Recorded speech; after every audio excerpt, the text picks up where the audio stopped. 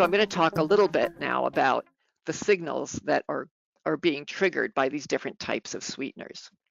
So as I mentioned, this is the G protein coupled receptor for sugars. It's called T1R2 and T1R3. And all sweetness stimuli can act on this receptor. That receptor triggers G protein, which is coupled to various signaling cascades, resulting in an increase in calcium, opening of an ion channel, and ultimately, as I said, release of ATP. We know that removing this receptor in a mouse, for instance, eliminates the response to non-caloric sweeteners, but sugars can still be detected by these animals that lacked this receptor. So a number of years ago, some work was done to try to understand why. And what was learned was, what was learned was that there's actually two pathways for sensing sugars. We have this pathway that I just showed you, which is the G protein coupled receptors. And then there's also in taste cells, transporters. So there's a glucose transporter and a sodium dependent glucose transporter. And these transporters are present on the surface of taste cells and transport glucose into the cell, which is then used to make ATP. That ATP then closes a potassium channel, which results in a change in the membrane polarization, and again can result in further signaling in the cell. So glucose itself is somewhat sweet, but it's not terribly sweet. But you might ask, well, what about sucrose? Can sucrose be sensed by this pathway? And it turns out that there's also amylase enzymes and sucrase enzymes, disaccharidase enzymes on the surface of taste cells. And these enzymes can break down starch and disaccharides so that you do have additional presence of glucose monosaccharides at the level of the taste pore. And that is contributing to the ability to detect caloric sugars in the absence of this T1R pathway. And this was initially demonstrated in rodent species. And recently, researchers at Monell took advantage of the fact that this drug Rawson blocks this SGLT pathway, this transporter, to see whether it contributed to human perception as well. And I'm just showing you one of the pieces of data from this publication by Breslin and colleagues in 2021, showing that when you add Rawson to a glucose solution, the threshold, the detection threshold, is dramatically increased. So this is just with water. When you add sodium, because this is a sodium dependent pathway, the threshold goes down, so you actually can detect a lower concentration slightly. But when you block that pathway, the ability to detect glucose is much poorer. So this this effect is not seen with fructose. Fructose acts only on the G protein coupled pathway. It is not transported by this glucose transporter.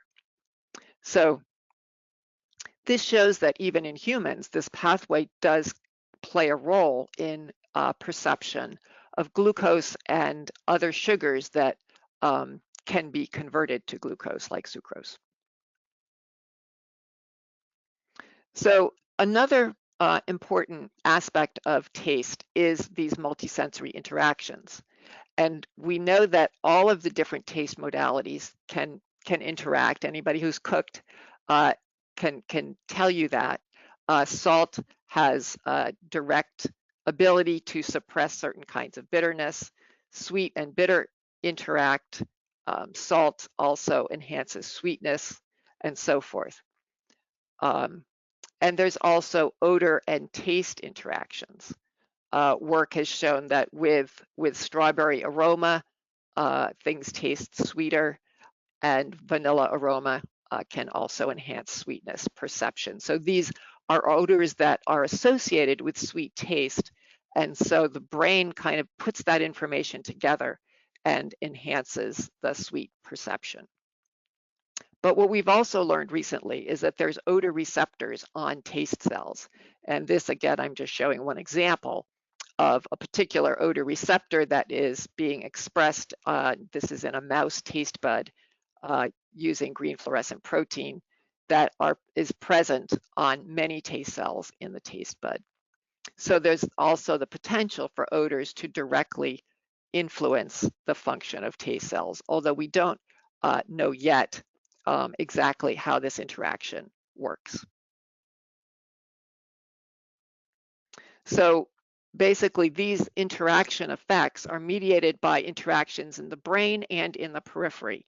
And as you'll hear in the next presentation, as people are experiencing sweet foods, whether it's a beverage or a pudding or what have you, their perception and their hedonic response to that food is going to be shaped by factors that are arising in the periphery. So the context of the sugar makes a big difference, and as well as the prior experience with those flavors and how much has the brain associated a particular odor with sweetness.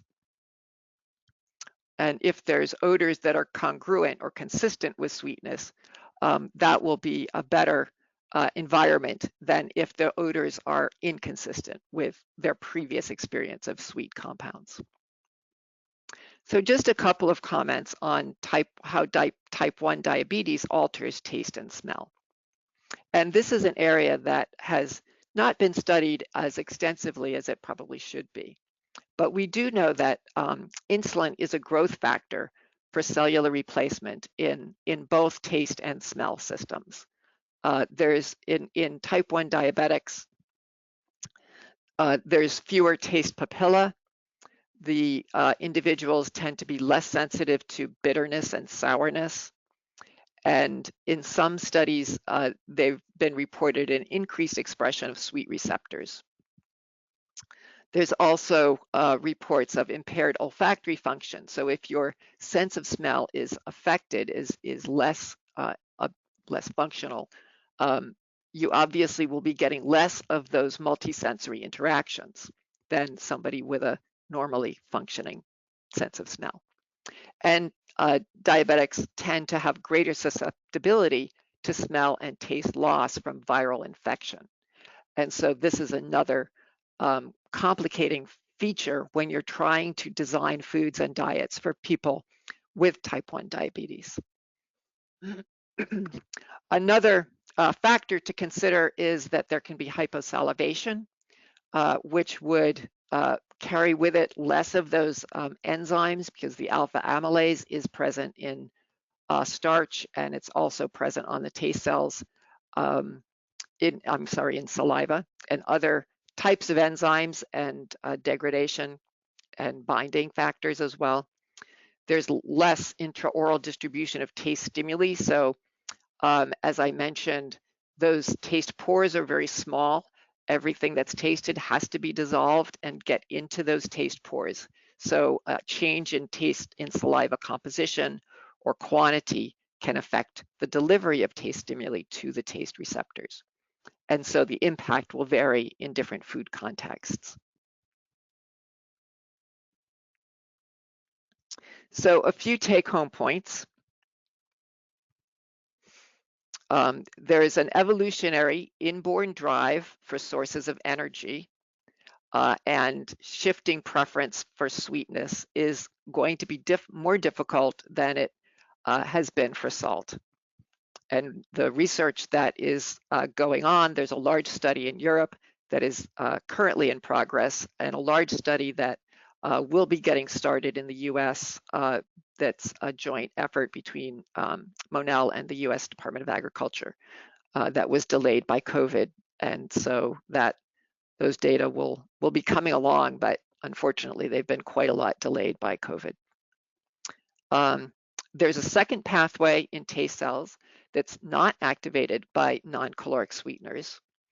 And this neural signal resulting from ATP synthesis by glucose is not tasted per se, but it may contribute to the neural recognition of sweetness. So the brain is getting information from this second pathway that's allowing it to discriminate between a non-caloric and a caloric sweetener. And taste and smell interact both centrally and peripherally. And so it's important to really not think about sweet taste in isolation, or any taste for that matter, because it happens in a context, and these other senses have a big role to play in how we respond to that taste quality. And type 1 diabetes alters the taste and smell systems in fundamental ways, and this will impact flavor perception. And I think we need to know a lot more about the specific effects and the effects of different types of control of the diabetes and age superimposed on that, and so forth. But right now, we can say that the flavor world of type 1 diabetics is certainly not the same as the flavor world of non-diabetic populations. So thank you. That's my presentation on the basics of taste.